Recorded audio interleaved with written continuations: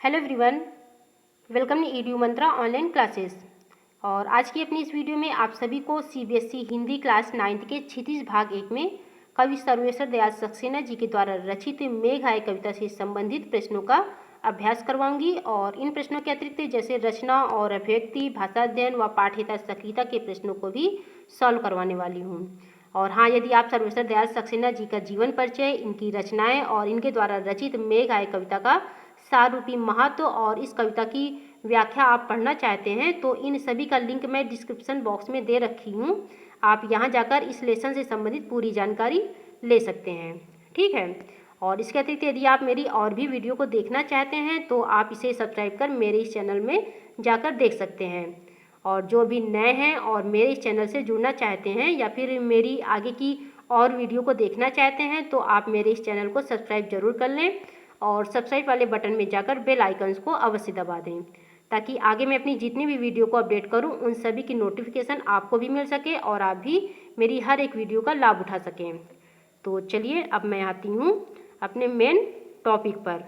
तो जैसा कि आप यहाँ स्क्रीन में देख रहे हैं, यहाँ पर कवि सर्वेश्वर दयाल सक्सेना जी के द्वारा रचित मेघ आए कविता के प्रश्न दिए गए हैं।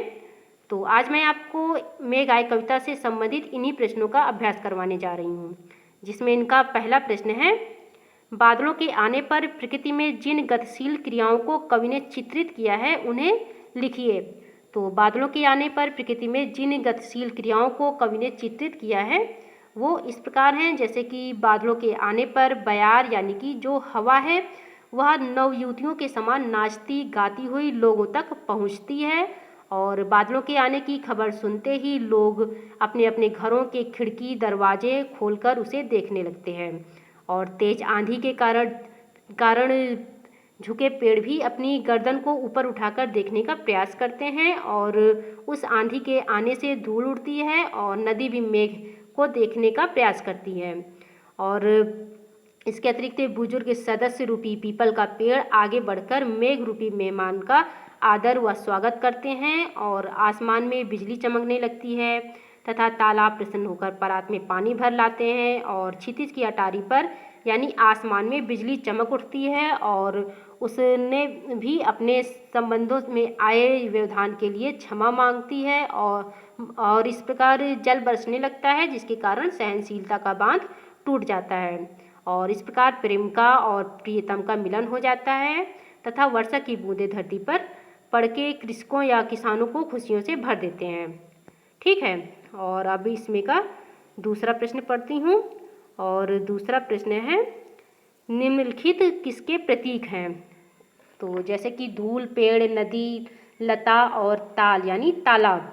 तो आपको बता दूं कि ये जो शब्द हैं ये सर्वेश्वर दयाल सक्सेना जी के द्वारा रचित मेघ आए कविता से लिए गए हैं, जिसमें धूल जो है वह मेघ रूपी मेहमान के आगमन से उत्साहित युवती अर्थात स्त्री का प्रतीक है और पेड़ जो है वह गांव के सामान्य व्यक्ति अर्थात नगर वासियों का प्रतीक है जो मेहमान को देखने के लिए उत्सुक है। और अगला है नदी, गांव की नववधू या नवविवाहित स्त्री का प्रतीक है जो घूंघट की ओर से तिरछी नज़र से मेघ यानी जो बादल को देखती हैं।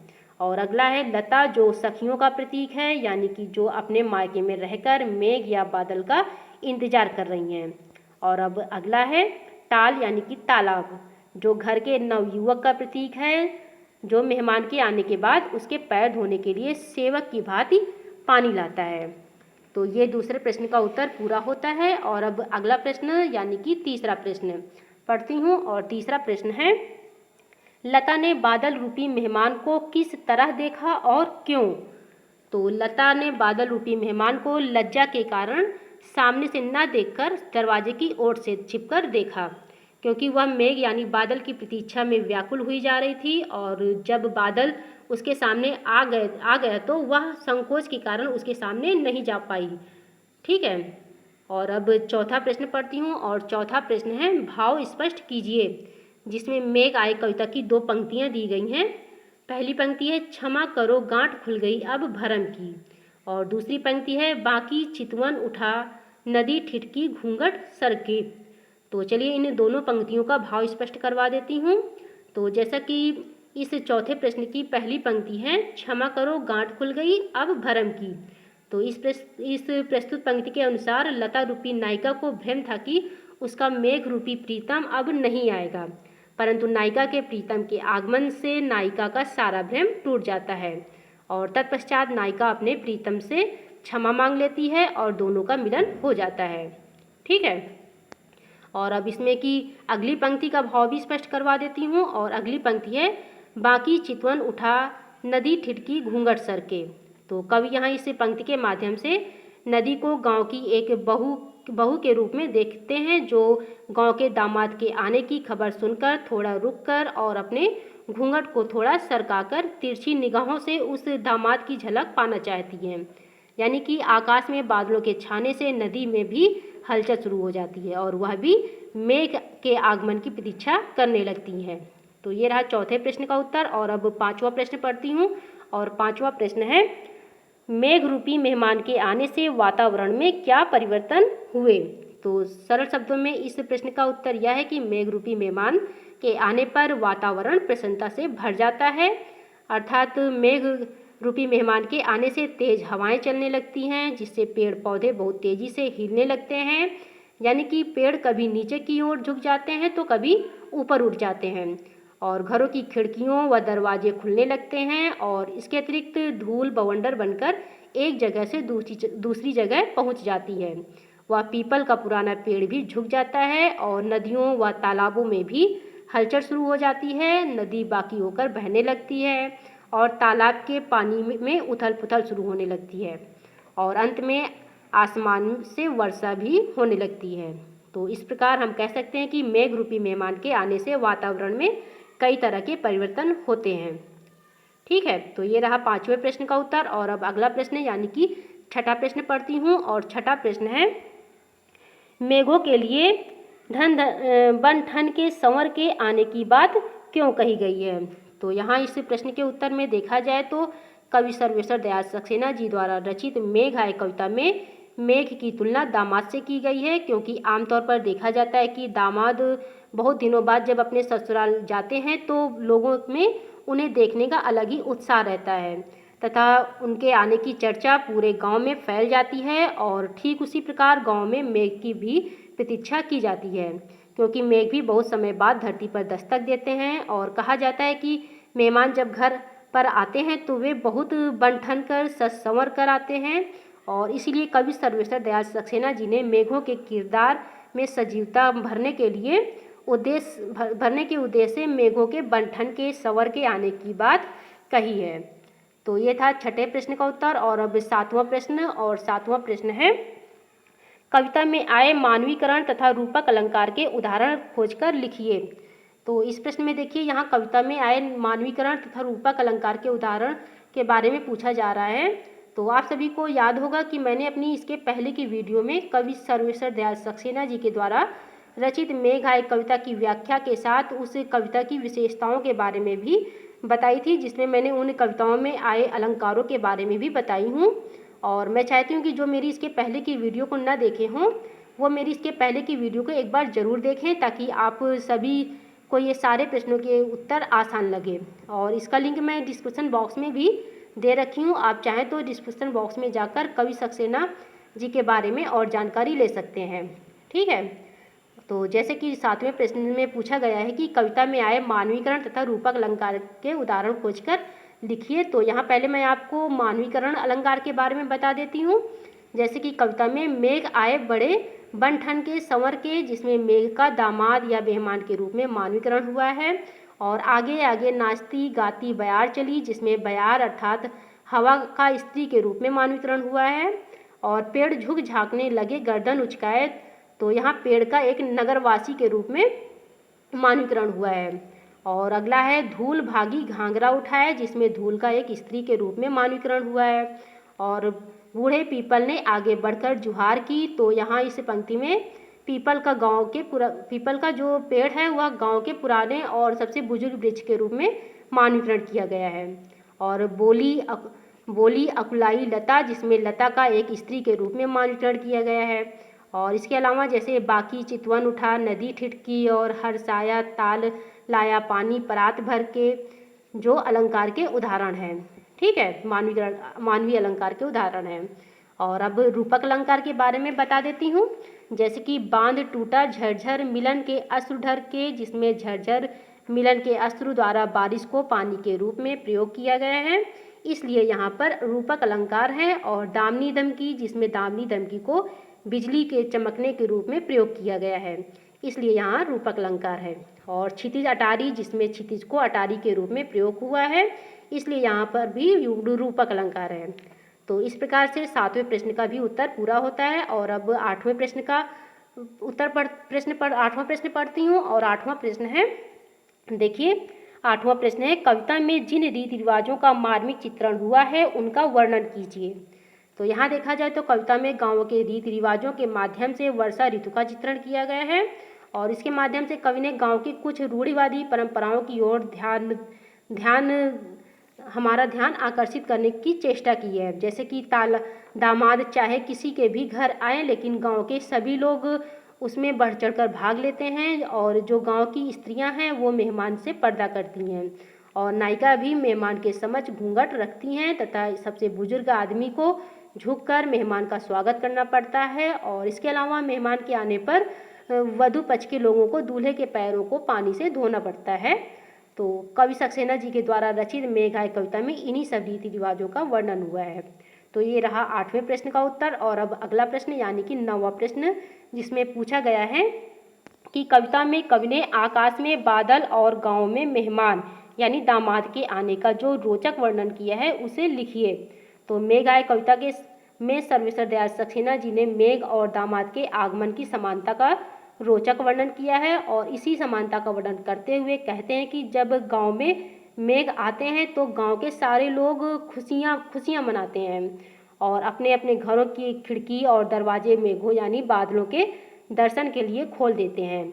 और प्रकृति के सारे अंग भी, जैसे कि आंधी का उठना, धूल का अपना घाघरा उठाकर भागना व नदी का बाकी नज़र यानी तिरछी नज़र से देखना आदि, जो उसके स्वागत के लिए तैयार बैठे होते हैं। और ठीक उसी प्रकार गांव में दामाद के आने पर भी उल्लास और उमंग का माहौल छाया रहता है। और गांव की स्त्रियां जो दरवाजे की ओर से दामाद को तिरछी नज़र से देखती हैं। और गांव के जो बड़े बुजुर्ग होते हैं वो दामाद का स्वागत बड़े सम्मान के साथ करते हैं। ठीक है, तो 9वें प्रश्न का उत्तर भी पूरा होता है। और अब 10वां प्रश्न, और 10वां प्रश्न है, देखिए 10वां प्रश्न है, काव्य सौंदर्य लिखिए। तो यहाँ पर जिसमें कवि सक्सेना जी के द्वारा रचित मेघ आए कविता की पंक्ति दी गई है। और पंक्ति है, पाहुन जो आए हो गांव में शहर के, मेघ आए बड़े बंठन के संवर के। तो दी गई इन प्रस्तुत पंक्तियों के काव्य सौंदर्य के बारे में बताना है, जिसमें पाहुन अर्थात दामाद के रूप में प्रकृति का मानवीकरण हुआ है। अर्थात यहाँ कवि ने बादल को शहरी मेहमान के रूप में चित्रित किया है और इसलिए इस पंक्ति में मानवीकरण अलंकार है। और पाहुन जो आए हो गांव में शहर के, जिसमें उत्प्रेक्षा अलंकार है। और दिया है बड़े बनठन के, जिसमें बावर्ण का प्रयोग बार बार हुआ है, इसलिए यहाँ अनुप्रास अलंकार का प्रयोग हुआ है। और इसके अलावा कवि ने प्रस्तुत कविता में चित्रात्मक शैली का प्रयोग किया है और इसमें बादलों के सौंदर्य का मनोरम चित्रण हुआ है। और जो इसमें की भाषा है वह सरल तथा सहज होने के साथ ग्रामीण भाषा जैसे पाहुन शब्द का भी इस्तेमाल किया गया है। तो ये था इस प्रश्न का काव्य सौंदर्य। और अब आगे, जैसा कि आगे इसमें दिया है, देखिए, हाँ ये देखिए आगे जैसे कि इसमें दिया है रचना और अभिव्यक्ति से संबंधित प्रश्न। तो चलिए इन प्रश्नों को भी सॉल्व करवा देती हूँ। और इसमें का पहला प्रश्न है यानी कि 11वां प्रश्न। 11वां प्रश्न है, वर्षा के आने पर अपने आसपास के वातावरण में हुए परिवर्तनों को ध्यान से देखकर एक अनुच्छेद लिखिए। तो ये अनुच्छेद लिखना है। तो देखा जाए तो इस प्रश्न का उत्तर देना इतना कठिन नहीं है, आप चाहे तो स्वयं से भी कर सकते हैं। जैसे कि वर्षा के आने पर चारों तरफ क्या क्या होता है। तो चलिए इस प्रश्न को भी मैं सॉल्व करवा देती हूँ। जैसे कि वर्षा के आने पर आकाश बादलों से घिर जाता है और वातावरण में ठंडक बढ़ जाती है और पेड़ पौधों में नई जान आ जाती है और खेतों बागों बगीचों में हरियाली फिर से छाने लगती है और वर्षा के पानी से सारी धूल मिट्टी बह जाती है, जिस कारण वातावरण बिल्कुल साफ सुथरा दिखाई देने लगता है। और भीषण गर्मी के बाद बारिश की पहली बूंदें लोगों के मन को फिर से तरोताज़ा कर देती हैं और बच्चे भी बारिश में खूब मज़े करते हैं। और वहीं दूसरी ओर गड्ढे, नदी, तालाब फिर से पानी से पूरी तरह भर जाते हैं। तो इस प्रकार वर्षा के आने पर सारा वातावरण उमंग और उल्लास से भर उठता है। ठीक है, तो इस प्रश्न का उत्तर आपको समझ में आ गया होगा, जिसे आप अपने शब्दों में भी लिख सकते हैं। और अब इसमें का अगला प्रश्न पढ़ती हूँ, और अगला प्रश्न है यानी कि 12वां प्रश्न। देखिए 12वां प्रश्न है, कवि ने पीपल को ही बड़ा बुजुर्ग क्यों कहा है, पता लगाइए। तो आमतौर पर कहा जाता है कि पीपल का जो वृक्ष है वह अन्य वृक्षों की तुलना में अधिक आयु का होता है, अर्थात पीपल के पेड़ की आयु बहुत अधिक होती है। और हिंदू संस्कृति में पीपल के पेड़ को पवित्र मानकर उसकी पूजा अर्चना भी की जाती है। और ज़्यादातर इस पेड़ को मंदिरों, गाँवों के चौपालों में लगाया जाता है। और गाँव में भी पीपल के वृक्ष का होना अनिवार्य और शुभ माना जाता है। इसलिए कवि ने पीपल के पेड़ को सम्मान देने के लिए बड़े बुजुर्ग की उपाधि दी है। और अब रचना और व्यक्ति का अंतिम प्रश्न पढ़ती हूँ, और अंतिम प्रश्न है यानी कि 13वां प्रश्न, कविता में मेघ को पाहुन के रूप में चित्रित किया गया है। हमारे यहाँ अतिथि या फिर दामाद को विशेष महत्व प्राप्त है, लेकिन आज इस परंपरा में परिवर्तन आया है। आपको इसके क्या कारण नज़र आते हैं, लिखिए।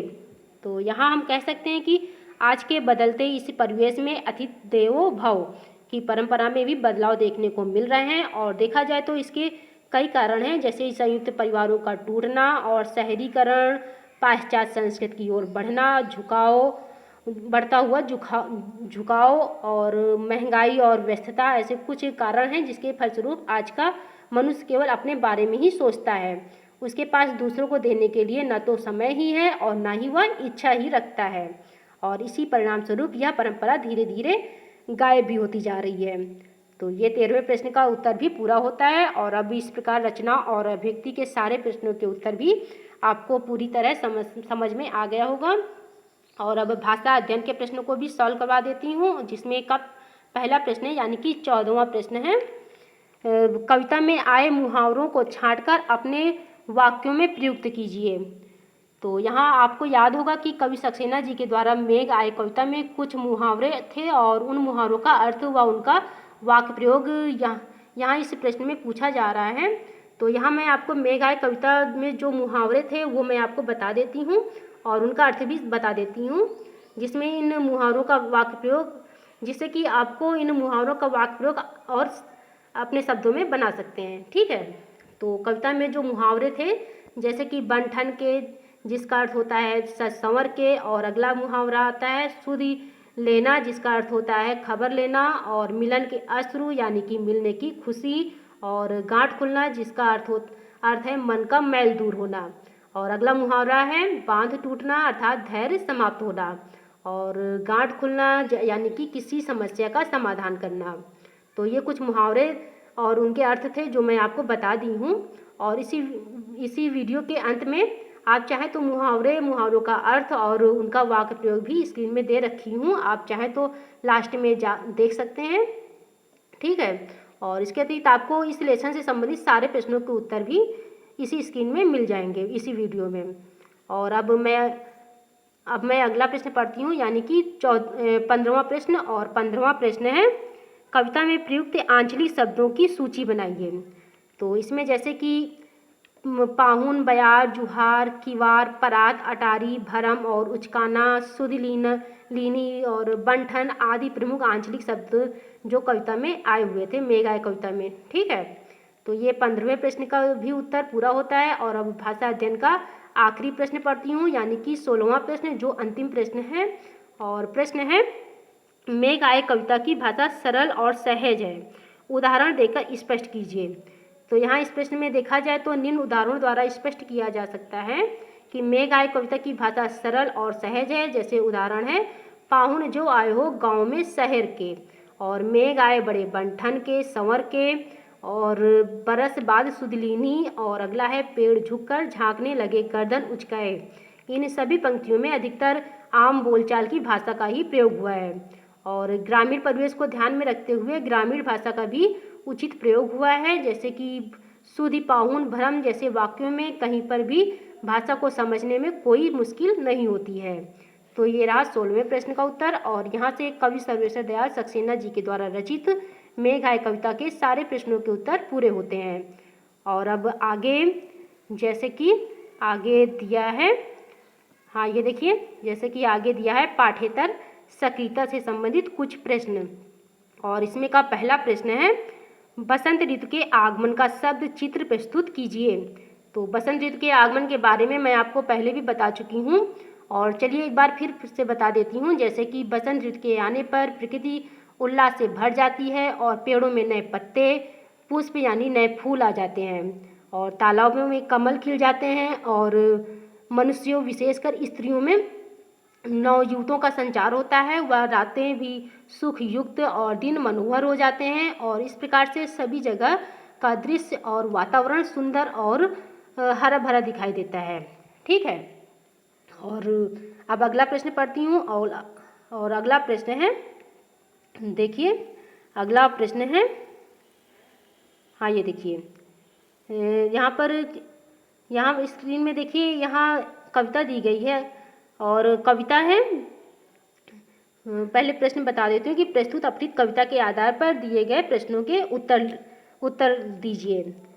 तो यहाँ एक कविता दी गई है और कविता है दिन दिन धा धमक धमक मेघ बजे, दामनी यह गई दमक मेघ बजे, दादुर का कंठ खुला मेघ बजे, धरती का हृदय खुला मेघ बजे और पंख बना हरिचंद मेघ बजे, हल का है अभिनंदन मेघ बजे, धिन धिन धा धमक धमक।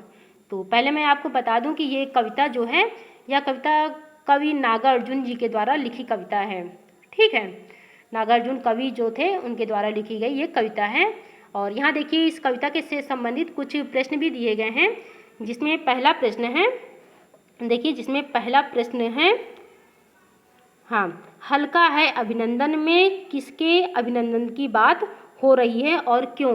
तो हल्का है अभिनंदन में किसान और उसके हल के अभिनंदन की बात हो रही है, क्योंकि वर्षा ऋतु आने और बादलों के बरसने पर कृषि का काम शुरू हो जाता है और यह काम हल द्वारा ही किया जाता है। तो ये रहा पहले प्रश्न का उत्तर और अभी इसमें का अगला प्रश्न पढ़ती हूँ और अगला प्रश्न है प्रस्तुत कविता के आधार पर बताइए कि मेघों के आने पर प्रकृति में क्या क्या परिवर्तन हुए हैं। तो प्रस्तुत कविता के आधार पर मेघों के आने पर आकाश गरजने लगा, बिजली चमकने लगी, मेढक बोलने लगते हैं और धरती धुली धुली सी नजर आने लगती है और कीचड़ भी दिखाई देने लगते हैं। इस प्रकार देखा जाए तो मेघों के आने पर प्रकृति में कई प्रकार से परिवर्तन देखने को मिलते हैं। और अब इसमें का तीसरा प्रश्न है, पंख बना हरिचंद से क्या आशय है। तो पंख बना हरिचंद से आशय यह है कि वर्षा होने से धरती पर कीचड़ का हो जाना और यह कीचड़ त्याज्य नहीं बल्कि ग्राह्य है, इसमें जीवन की आशा छिपी है और यह माथे पर लगाने योग्य होने के कारण हरिचंदन के लेप सा प्रतीत हो रहा है। तो ये रहा इसका उत्तर और अब अगला प्रश्न पढ़ती हूँ और अगला प्रश्न है यानी कि चौथा, पहली पंक्ति में कौन सा अलंकार है। तो कविता की पहली पंक्ति में पुनरुक्ति, प्रकाश और अनुप्रास अलंकार है। ठीक है, और अभी इस कविता का अंतिम प्रश्न यानी कि पांचवा प्रश्न और प्रश्न है मेघ आए और मेघ बजे किस इंद्रिय बोध की ओर संकेत है। तो मेघ आए में दृश्य बिंब होने से आँख नामक इंद्रिय बोध की ओर तथा मेघ बजे में श्रव्य बिंब होने के कारण कान नामक इंद्रिय बोध की ओर संकेत है। तो नागार्जुन जी के द्वारा रचित कविता के इन प्रश्नों के उत्तर भी, ये कविता के प्रश्न पूरे होते हैं। ठीक है, और हाँ यहाँ आगे दिया है, देखिए आगे दिया है अपने शिक्षक और पुस्तकालय की सहायता से केदारनाथ सिंह की बादल और सुमित्रा नंदन पंत की बादल और निराला की बादल राग कविताओं को खोजकर पढ़िए। तो यह प्रश्न देखा जाए तो इतना इम्पोर्टेंट नहीं है और ना ही यह प्रश्न आपके एग्जाम में ही आने वाला है, इसलिए इस प्रश्न को मैं सॉल्व नहीं करवा रही हूँ। ठीक है, तो इस प्रकार कवि सर्वेश्वर दयाल सक्सेना जी के द्वारा रचित मेघ आए कविता से संबंधित सारे प्रश्नों के उत्तर पूरे होते हैं। और जैसे कि आगे, हाँ ये देखिए, जैसे कि आगे दिया है यहाँ पर, कवि सर्वेश्वर दयाल सक्सेना जी के द्वारा रचित मेघ आए कविता से संबंधित सभी प्रश्नों के उत्तर जो मैं आपको पहले ही बता चुकी हूँ और यहाँ स्क्रीन में भी दे रखी हूँ। आप चाहे तो अपनी सुविधा के अनुसार इन प्रश्नों को देखकर भी पढ़ सकते हैं और चाहे तो इन सभी प्रश्नों का स्क्रीनशॉट भी लेकर पढ़ सकते हैं। ठीक है, ये देखिए सारे प्रश्नों के उत्तर यहाँ आपको मिल जाएंगे, जैसे कि आप यहाँ देख रहे हैं। ये देखिए, ये सारे प्रश्नों के उत्तर आपको यहाँ पर मिल जाएंगे। ये देखिए और भी आगे हैं, ये देखिए आगे आपको और भी प्रश्नों के उत्तर मिल जाएंगे। ये रचना और अभिव्यक्ति के प्रश्न दिए गए हैं, उनके भी उत्तर दिए गए हैं साथ में। और आगे जैसे कि भाषा अध्ययन के भी प्रश्न आपको मिल जाएंगे पूरा। ठीक है, तो इन सभी प्रश्नों के उत्तर आपको यहाँ पर मिल जाएंगे और अगले दिन मैं आपको इसके आगे का अध्याय पढ़ाऊँगी। ठीक है, और अब मैं अपनी आज की वीडियो को यहीं पर समाप्त कर रही हूँ। और यदि आप सभी को मेरी आज की वीडियो पसंद आई हो तो इसे लाइक करें, सब्सक्राइब करें और अपने मित्रों को भी शेयर करें। Thank you.